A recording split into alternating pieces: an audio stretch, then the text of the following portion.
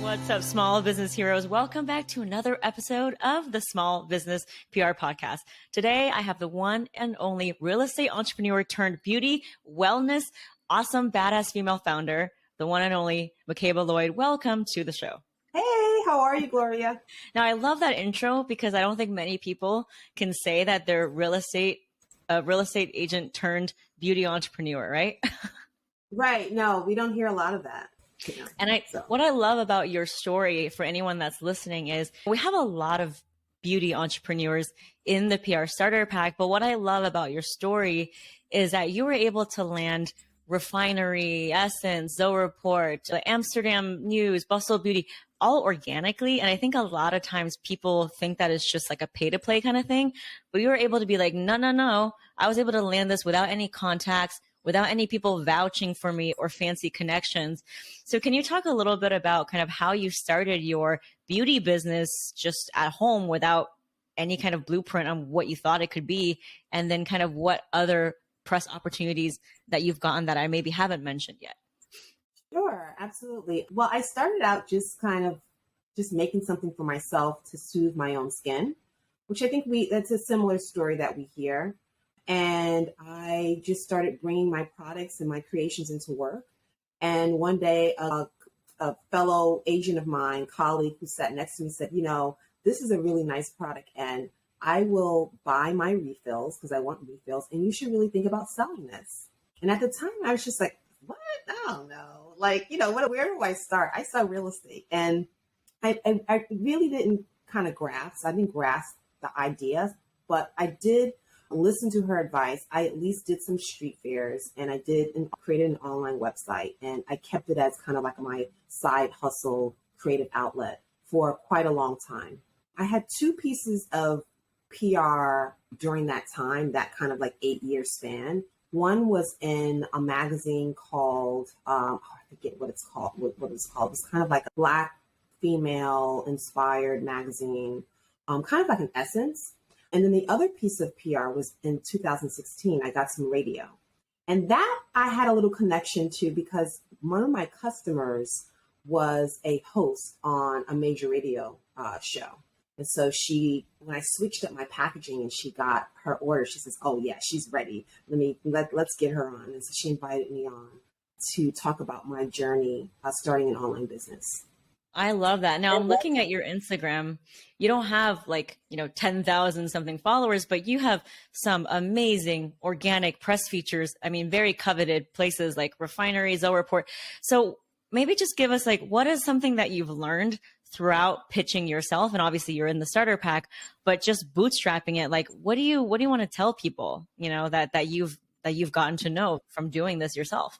Everyone's story is their own and is unique, and don't be afraid to tell it. I think writers and journalists and editors are looking for meaningful, interesting stories. And as long as you're willing to tell your story and you can articulate it in an email or if it's a press release, for me, we did mostly just, organic emails and pitching.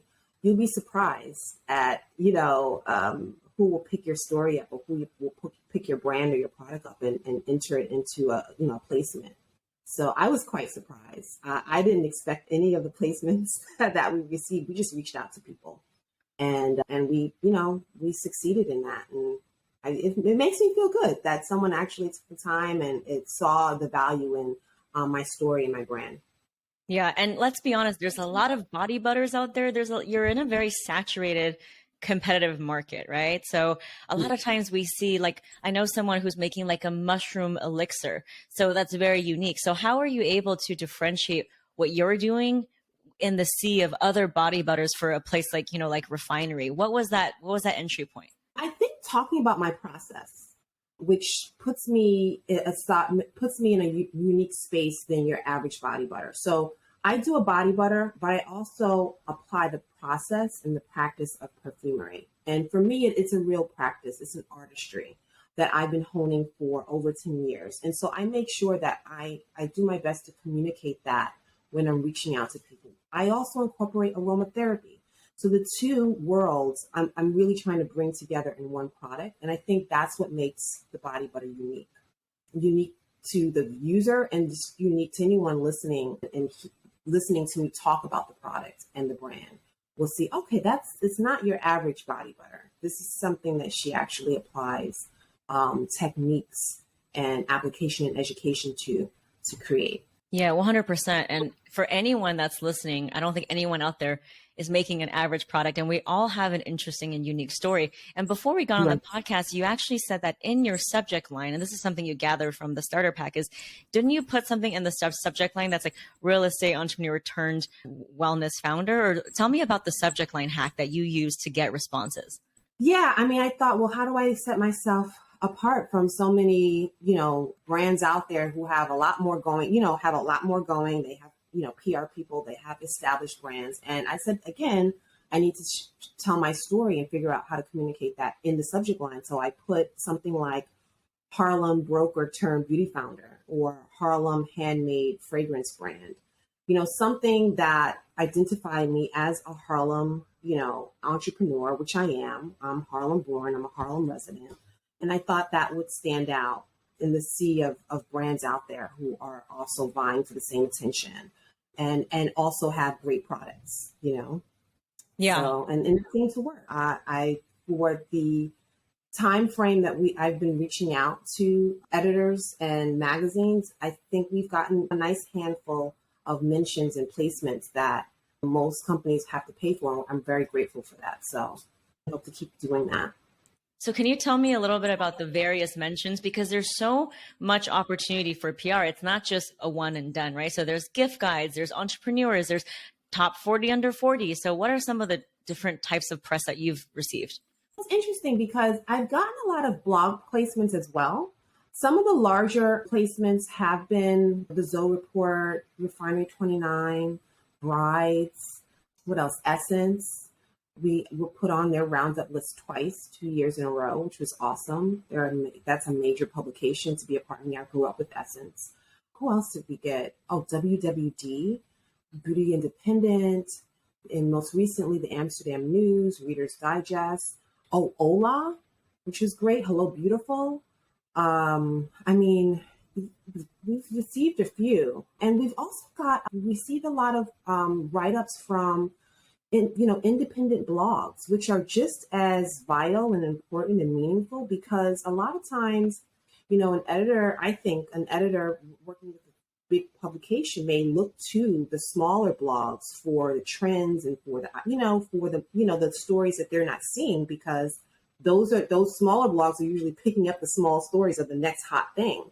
And so I remind myself that sometimes we'll send out a lot of pictures and maybe get a few back, and they'll be small blogs, but those are just as valuable and important as the larger publications, because that's someone telling your story, that's someone trying your product, and that SEO is just as valuable as the SEO with the larger publications. So all of that combination, I think, makes for continuous, consistent success getting placements down the road. I love that. So are you saying that a lot of times, like a bigger magazine, let's say Women's Health or Allure, would look for those beauty blogs when they are deciding their top 10 products? They may be searching to see if you're reaching out to someone on a consistent basis and you have at least a few pieces of PR, even if it's with a small brand, at least you have some visibility. You have digital presence. And so what I'm saying is that be willing to speak to everyone. Go for all of the placements, even if they're not the ones that you expected, because while you're trying to get the big placement, you'll have all these other placements. And I don't want to say they're small. These are all writers and bloggers and vloggers who are taking their time to create content. You'll have that digital presence there from all the blogs that, maybe not everyone, that have smaller following, that it gives you presence online, so that when the larger editor, right, goes to Google you have some digital presence, right? So they're like, okay. And they can read second, third, fourth hand from someone else, not just from your point of view, but from the point of view of another writer, So yeah.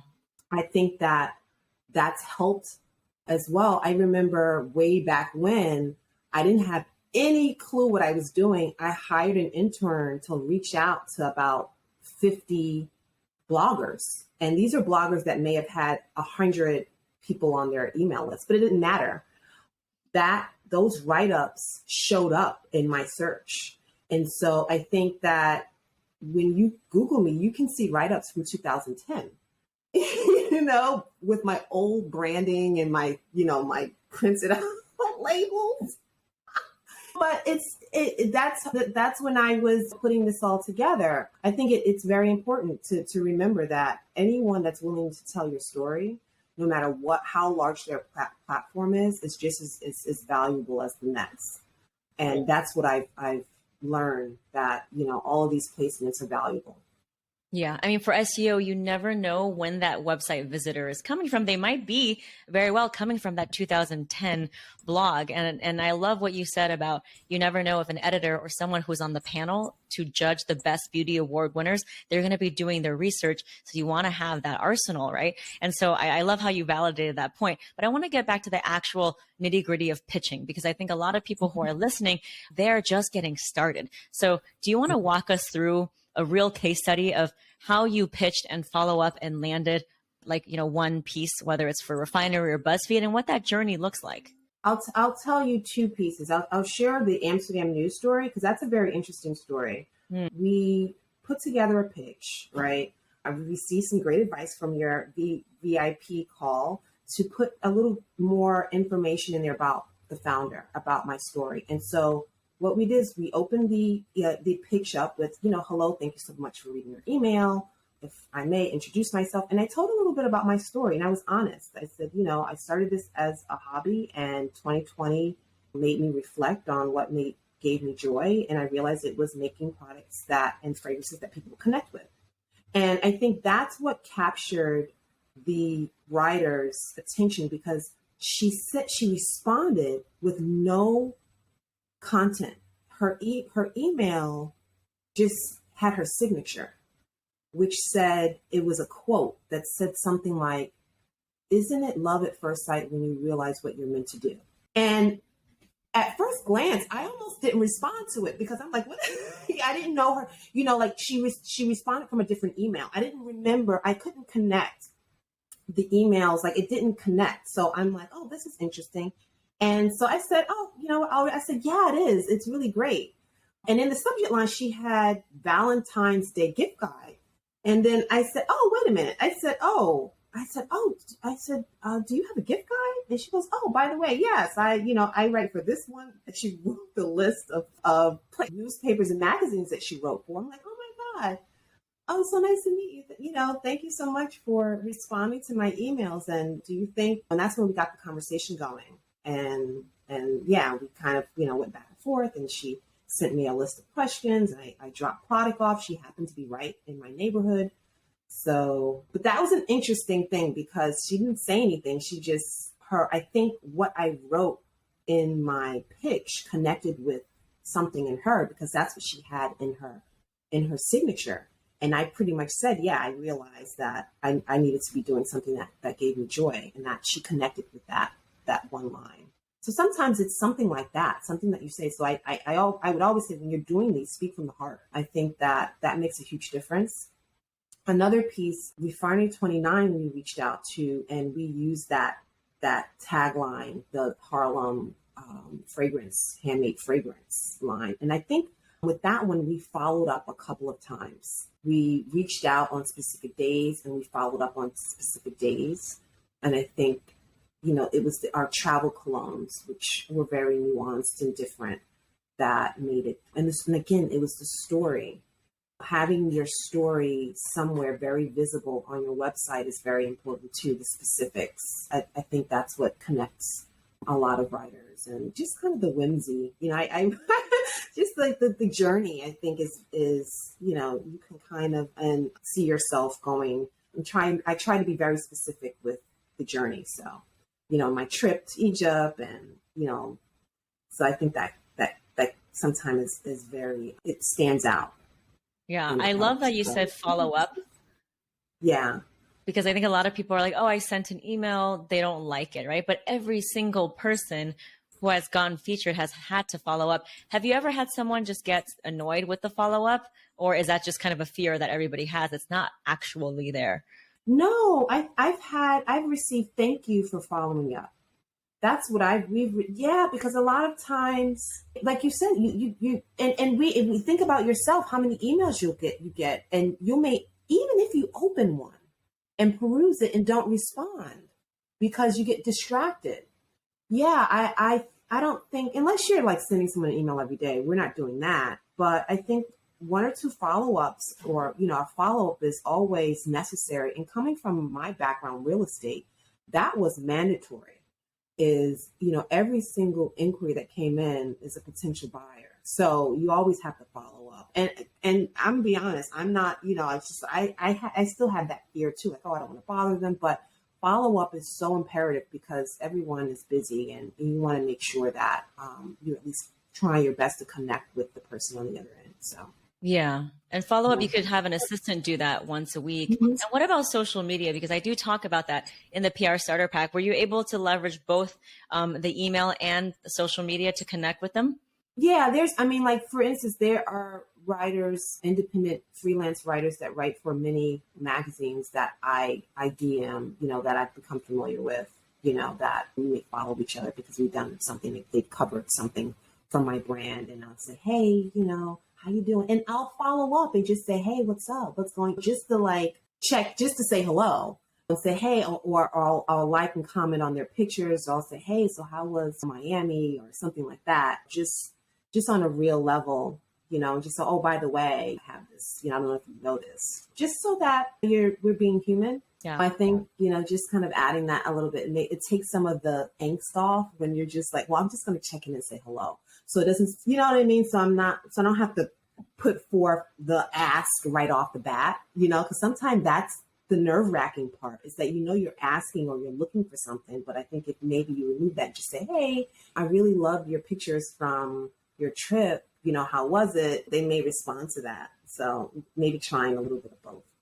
Yeah, a little bit of both is good. And let's be honest, they know, they're not stupid. They know that you want to get featured, right? But we want to be able to have the information to give them a compliment. And that's why I include, their bio in the PR Starter Pack. So can you give us, without revealing like every single word you wrote, but using the CPR method that I teach, maybe some bullet points on like what the pitch looks like? Because as you kind of walk us through it, I'm sure our listeners will get a lot of brainstorm in terms of what they can also write for their pitch. Yeah, no, absolutely. Well, I think, again, I'm going to go back to this. Like, we were pitching our chakra oils at one point. We haven't gotten a placement for the chakra oils as of yet, but we're still, working on it. But just talking about the process, and what, trying to differentiate the body oil, in comparison to other great body oils that are out there. Your process is always unique. What you go through to get the product and what you do to get the product is always, typically is going to be unique to you. So giving some details about that, I think, is very helpful in differentiating your product in the market. And just the timing, kind of saying, hey, we this is, think of, it would be great if we can think about this chakra healing in the process as we're coming out of COVID, trying to relate it to the current news. Not ignoring the fact, like right now, it's a very awkward time, because we're in war. And so you want to be mindful of that, so I think being mindful of the current times and just kind of crafting an email in a sensitive way that you don't have to talk about what's going on, but you can say, can't wait till summer, just, with it's been hasn't it been such a crazy year? And, I know for me, wearing an aromatic, makes me, happy, and I can't wait till summer. And, we're really trying to express to our customers how important it is to have self-care in the morning and on the weekends, and to get outside and, breathe fresh air, just kind of going through the routine of how your product fits into someone's lifestyle. Exactly. In the email somewhere, I think it's helpful. That way it's easier for them to write about. Yeah. And the CPR method, the relevance part, as you know, is so important. And I think, especially when it comes to wellness and beauty, there are so many seasonal angles. I mean, there's summer beauty, there's winter skin, right? So for anyone that's listening, like there's so many ideas right there. But let's talk about the actual email. Is it long? Is it short? What does it look like? Did you have attachments? It was probably just barely one page, not a full, just kind of like a couple of paragraphs, nothing too long, just a couple of short paragraphs. And we inserted a collage of pictures. And that's it. Just, we didn't do anything long, and we wanted to insert pictures so that it was colorful. And that's it. Sometimes, like our first round, we did insert PDFs. We did attachments, a couple of attachments. It really depends, you know. I like the idea of inserting a pretty photo, you know, just it could brighten someone's day. Like if you know, insert really pretty pictures, but definitely just too small. The intro, and then about the product and the uniqueness, and then an offer to send samples if they like, and that's it. And out of the times that you got featured, would you say that sending samples was a prerequisite, or it really just depends? I've only sent samples once. I have not had, I may have sent gift cards later, you know, after I got placed, you know, just as a thank you. But the Amsterdam news piece, I dropped samples off in person to a location. But yeah, we have yet to get. And the thing is that sometimes when I look through my list, I'm like, our customers are like, isn't that the writer? So they may purchase, you know, using the gift certificate or something. But yeah, we haven't had to send out a lot of samples. Actually, we did go, actually no, for the Refinery 29, we didn't have to send out samples, but for like Hello Beautiful, Ola, I think we got a number of others. We had a series of placements, and that was when we were sending out a lot of samples. So actually, yeah, we did have a period where we sent out a bunch of samples to a list, and you know, yeah, I mean, it's not overwhelming. It's, you know, it's like you want to get your product out there. So yeah, I would say 50-50, you know, 50% of our PR, we didn't send out samples. It wasn't, I think the story and the reviews help a lot. You know, if someone can go on your website and see, okay, she's got like 50 to 100 reviews on this product, it must be good. I think in one write-up, a writer actually copy and pasted some of the reviews in the piece. Like, yeah, this is from the horse's mouth right here. Here's some of her reviews. Check this product out. Yeah. So yeah, a combination of both, you know, just depends on the writer if they have the capacity to accept. I mean, I can imagine a lot of editors are getting so much product. Yeah. But if it's something they've never tried before, they've never seen, they may be curious about it. So yeah, we have sent out samples. And it's not a prerequisite. I always say that it's not a requirement. It's definitely not. It's not. And that brings me to my next thing is, I know a lot of these publications now, they want to charge you thousands of dollars for like, whether it's an affiliate where like every sale that you make, you have to give them a percentage, or you just flat out buy a placement. So what do you have to say for that? Like the cost of that versus doing it on your own? Because a lot of people listening, they talk themselves out of it because they're like, I don't have the time, or this is not whatever. And what do you have to say to that? Well, I mean, I've received the pitches, and I still do receive the pitches from the pay to play opportunities, which I still read, and they're very tempting until I do the numbers and I'm like, this isn't, you know, this is not, I don't have the money for this. But for me, I would much rather at least get coverage organically to show that I have a real viable product, that this is that my story is real and it's authentic. My product is great.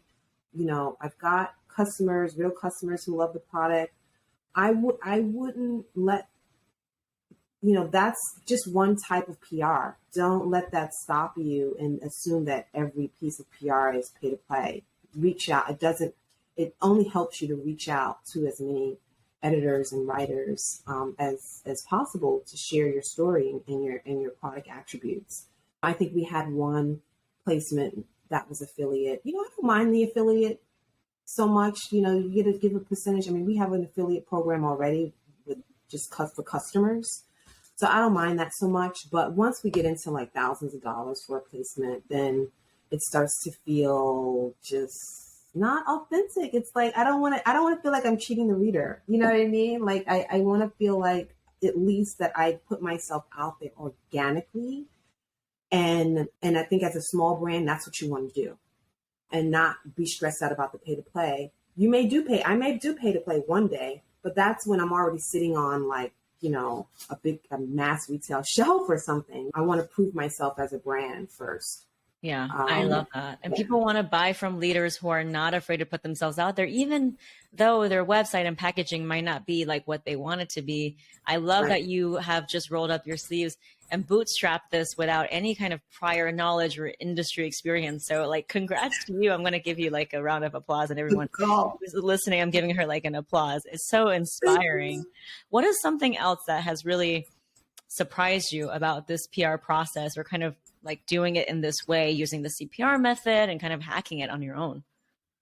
It's possible to get placements. That's, and that journalists, writers, editors, they're really, they're listening. They pay attention. And that's why it's so important to follow up. And I get the sense that they also respect a small business that is starting from scratch, that's bootstrapping, that may not have, the VC funding and all the big, that's the sense I got, that they really truly respect and your hustle, and they understand it. And if they can write about you, they will. Some may have requirements. They're required to write about the big brands or to place the big brands because, there's money involved, but some really are looking for the next hot thing, or they're really looking to share a story that they connect with. And so I would just say, remember that they're humans too, and they want to see I get the sense they want to see the little guys win. You know what I mean? Like, there's a community of writers out there and journalists who want to see the little people win. So I would just, remember that. And that's my community. Yes, absolutely. They want to see us win. So keep reaching out. Don't be afraid that there'll be a moment where your product can be covered and will be covered on someone's platform. Now, a lot of the founders are really busy, right? And so one of the things I always say is, it sounds so daunting to do it on your own, but as you know, and you've learned, the upside is so worth it. So how can someone start to work with an intern or an assistant so that they can delegate this process, but still take ownership of it and not have to pay an agency like 10 grand a month? So what are some kind of tips and tricks for working with an intern? So I've used Fiverr a lot, and I would say, do your research, peruse the website, ask your friends if they're working with any digital assistants. I hired a digital assistant last year. She was a referral from a friend. She's overseas and she's wonderful. She has a full-time job and she does this for supplemental income, but it's really good income for her. So, and she's great. I gave her the PR starter pack, and she put together a whole strategy, 30-day strategy based off of your starter pack. We do the drafts. If you don't have the means to pay someone every week or per hour, maybe take a few hours and create drafts in your email. And then as you go through the list, you can tweak each draft based on who you're sending it to. And even if you just send 5, you spend a couple of hours and you spend 5 on one day or 5 a week, at least you're reaching out. I would just start where you can and create at least 20 drafts. You can create 20 drafts, that's 20 potential placements. And then you tweak each draft according to who you're sending it to. Yeah. 20 potential placements, that's tens of thousands of dollars. So the upside is certainly worth it. Yeah.